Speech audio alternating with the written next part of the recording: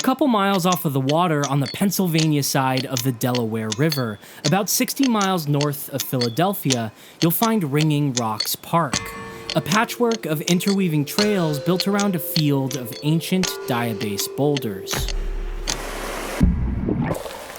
But what makes this glorified pile of riprap so interesting? Well, as it turns out, these boulders are natural lithophones, rocks that ring like bells when struck. In other words, they sing. But here's the thing, these rocks are changing, and in ways that you might not expect. Slowly, of course. Just about everything in geology happens very, very slowly. And honestly, it's probably nothing to worry about. It's happening so slow that it won't actually matter in any kind of real world sense. But it triggered an existential spiral of sorts, which led me down the most fascinating rabbit hole that I found myself in a while. Back in 2023, I went to go see this geological oddity for myself. My goal, conduct acoustic testing, collect audio samples, and follow up on a local legend I'd heard through the grapevine concerning a mysterious concert that took place at the Rocks in the late 1800s. What I found was puzzling. Stones that sounded like metal but weren't? Boulders that have somehow mysteriously seemed to change in pitch over the last 100 years but also haven't? And a question which led me to Sounds from the Ringing Rocks, a song that, until this video, hasn't been recorded ever since it was written over 115 years ago. Looking back at that day that I spent at the Ringing Rocks and the time that's passed since, the more I start to realize that this whole project was a love letter. A love letter to Lithophones, to Erosion, to a forgotten song, and to the act of boldly peering into the void.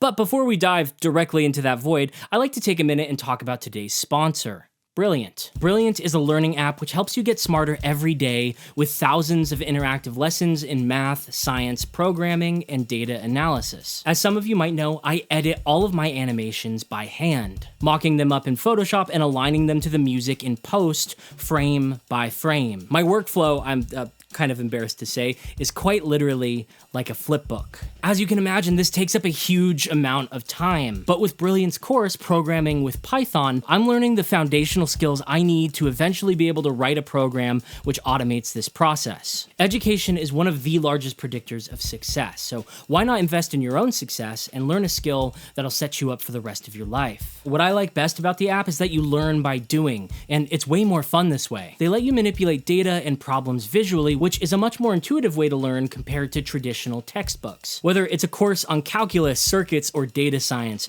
Brilliant's got you covered. To try everything that Brilliant has to offer for a full 30 days, visit brilliant.org/Levi McLean or scan the QR code on screen. Or you can click the link in the description. You'll also get 20% off an annual premium subscription. Thank you to Brilliant for sponsoring this video. Now, if you don't mind, I gotta go and clone myself for the next section of this video, so I'll see you guys at the Ringing Rocks. Part 1. Lithophones. Erosion, from the French Erosion, which is from the Latin erosio, to gnaw away or consume. I wrote this piece 2 years ago that day at the Ringing Rocks. I call it Erosion.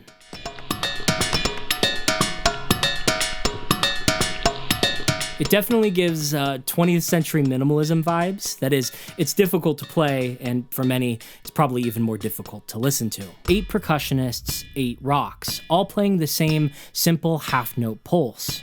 Borrowing a technique from gamelan called kotakan, each player progressively displaces the rhythm by a 16th note, creating a fast, interlocking texture. In the West, we might also describe what's happening here as phasing, inspired by Steve Reich's clapping music.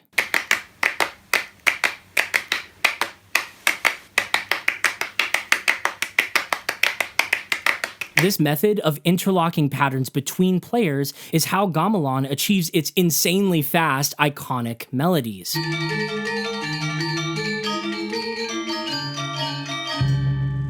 Erosion is aleatoric in a sense. Each performer will sequentially drop out according to some mode of chance. Maybe you draw straws, maybe you roll dice, maybe you skip rocks. As each voice goes quiet, a new composite rhythm will emerge to the listener until we're left with nothing but a stark silence.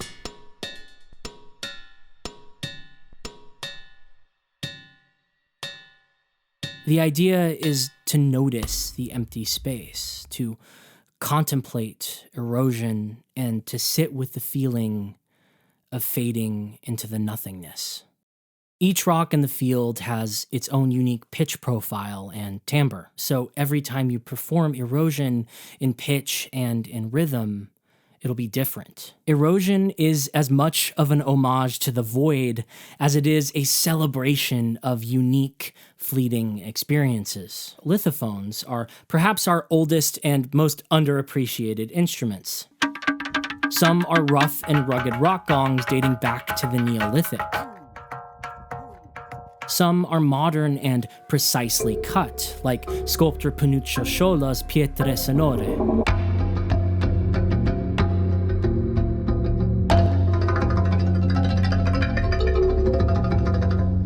And some are just strange.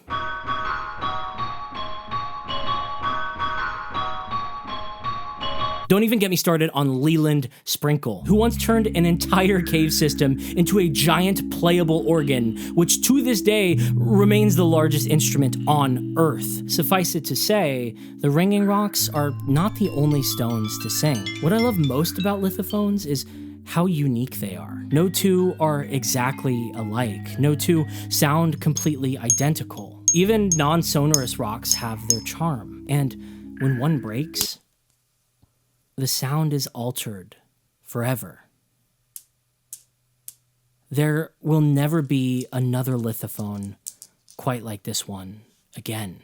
And yeah, obviously, I know, Levi, it's just a rock. Just go outside and pick up one of the thousands in your backyard. For crying out loud, we essentially live on a giant rock filled with millions of tiny little rocks. It's really nothing to get worked up about. And yeah, I know you're right. Rationally, I know you're correct. I could probably find another rock that will just get the job done fine. But I really like that rock. I was attached to that rock, and now that rock is gone. Forever. Part 2.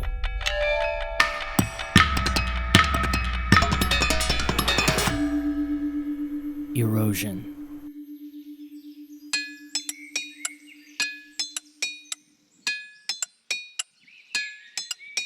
There are two different kinds of rocks to be found at the park.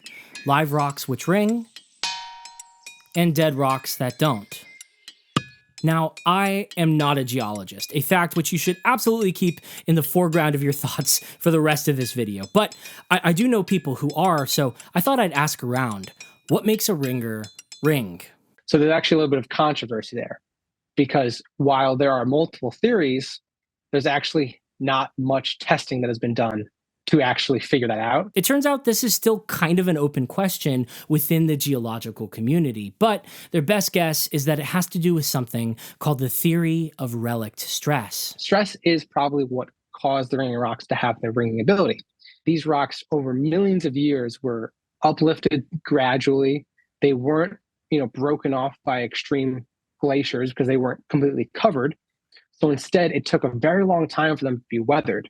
And this gradual weathering and not mechanical weathering is what led to the pressure slowly dissipating but not being completely gone. Take the string of a bass or guitar. When detuned and plucked, the string is loose and can't resonate enough to produce a tone that we can hear and easily identify. We need to add stress. By tuning up, we put the string under enough tension so that you can pluck and hear an audible note. It is thought that the ringing rocks work in kind of a similar way. Their composition is dense and homogeneous with minimal internal flaws, allowing sound waves to travel efficiently through them. If a boulder is de-stressed, we'll only hear a dull thud. But if the internal stress is just right,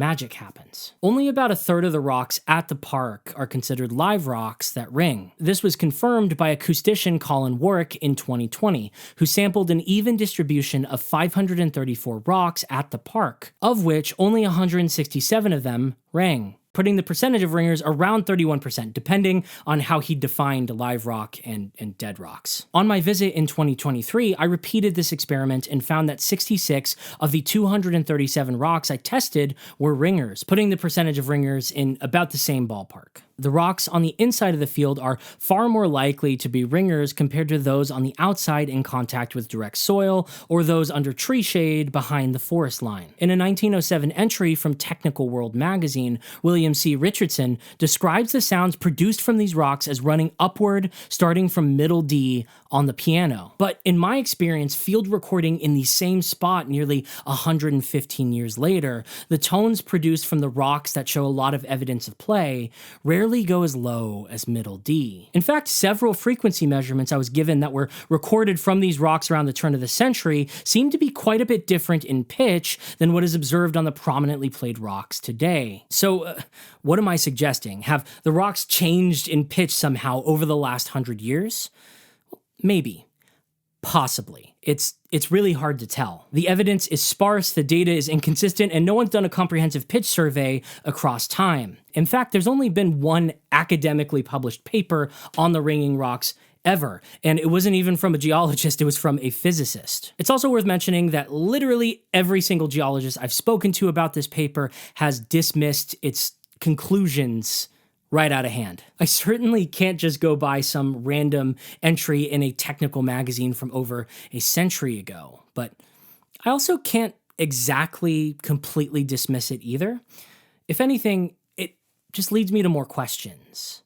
First and foremost being, have the ringing rocks changed in pitch over the last 100 years? There is a discrepancy between what's been written, what some geologists theorize, what other geologists theorize, and what I've personally experienced. Remember, and again, this is really important, I am not a geologist, so I'm definitely not qualified to say either way, but this is what I'm proposing. I want to go back to the ringing rocks every couple years or so and conduct pitch tests. I want to include professional acousticians and geologists in this to make sure that we do it right. And I really just want to get down to the bottom of this question. In fact, I have a lot of questions. First and foremost, I want to do more testing to see if we can confirm or deny this theory of relic stress. Are the rocks actually changing in pitch? If so, how quickly and by what means? How much do a bunch of humans chipping away at the rocks with hammers every day affect their sound, if at all? Is there a minimum and maximum size for a ringing rock? Can live rocks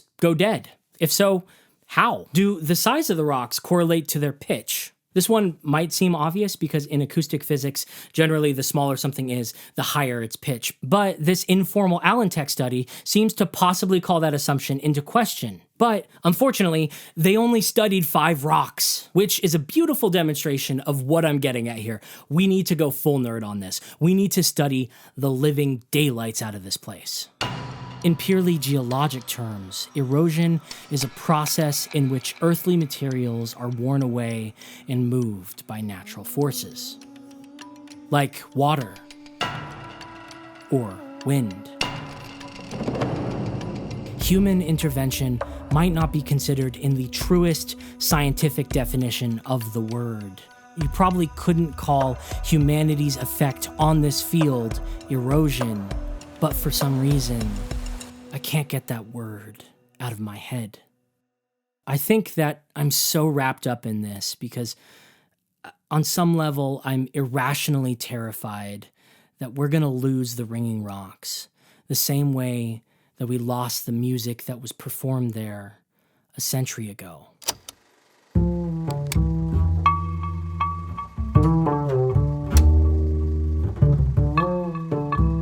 Part 3. A Forgotten Song.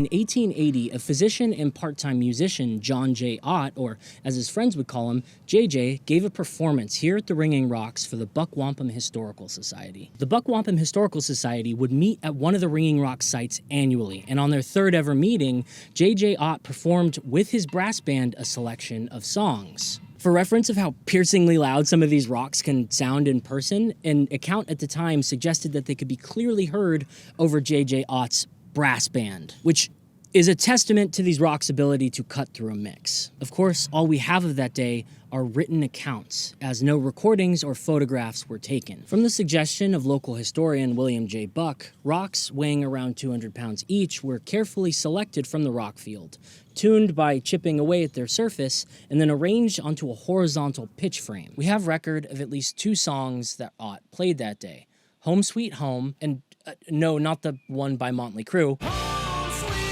the 1823 operatic banger by John Payne.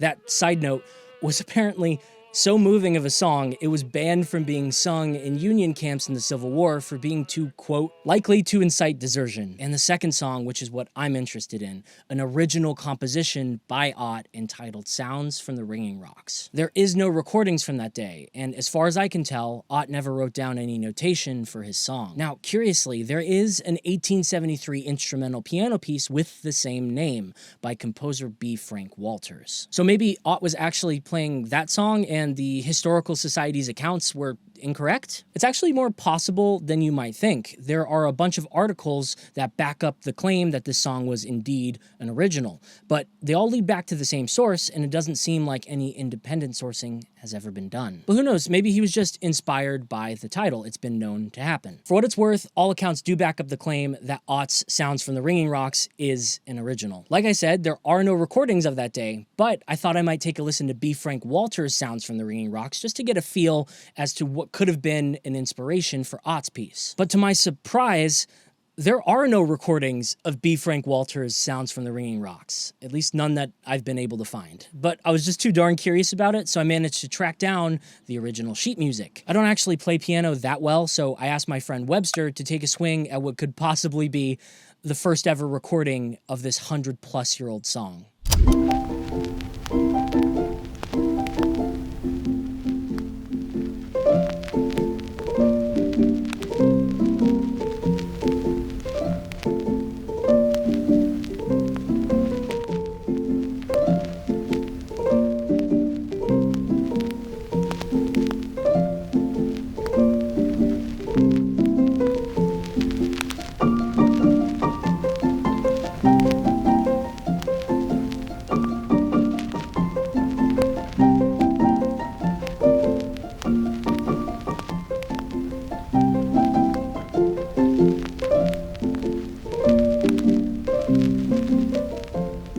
Gotta love those early American Steamboat Willie vibes. If I wanted to orchestrate this onto the rocks with a brass band, it might sound like this.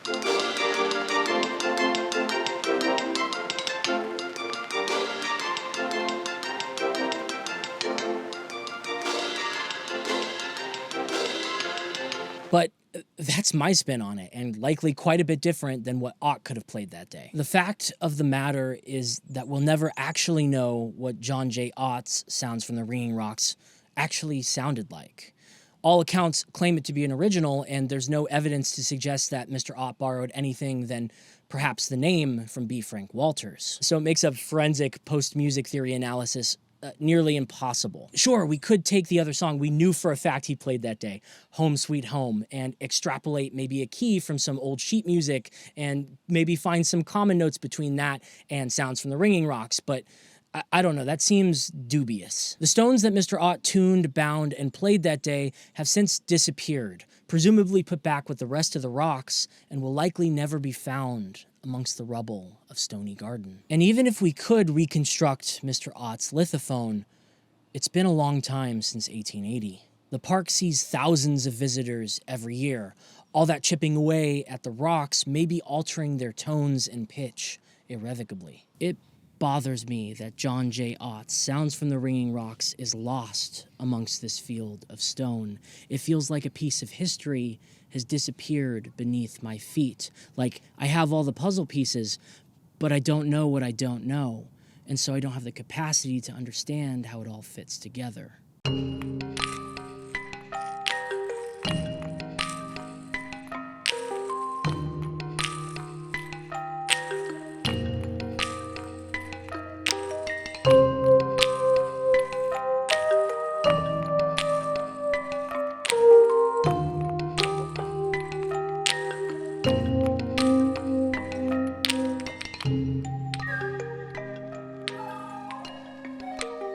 Part 4. The act of boldly peering into the void. This is Lascaux, a network of interconnected prehistoric caves discovered in southwestern France in 1940. And I know this seems like a random segue, but just stick with me for a second. I promise it'll all come together. Lascaux was found by a band of teenagers, including 18-year-old mechanic Marcel Ravida and his dog named Robot.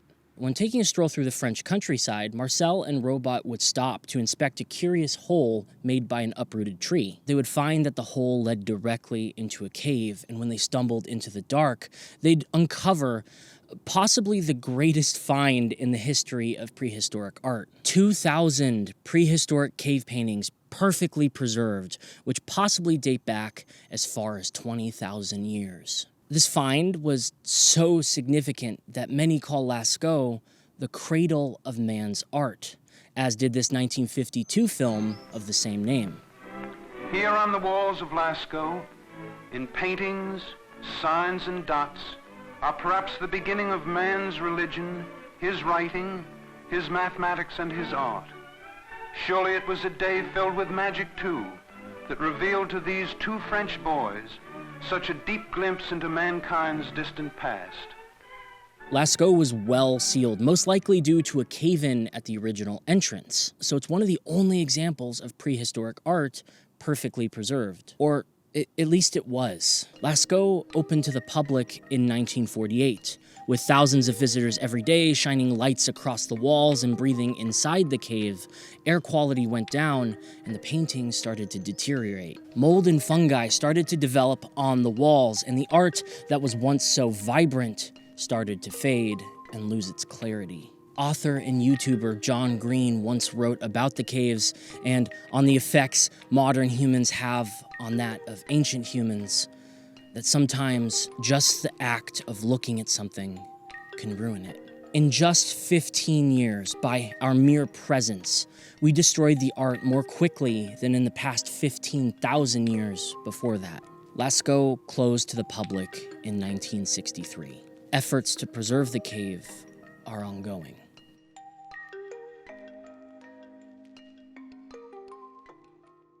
Will we ever know what John J. Ott's Sounds from the Ringing Rocks actually sounds like?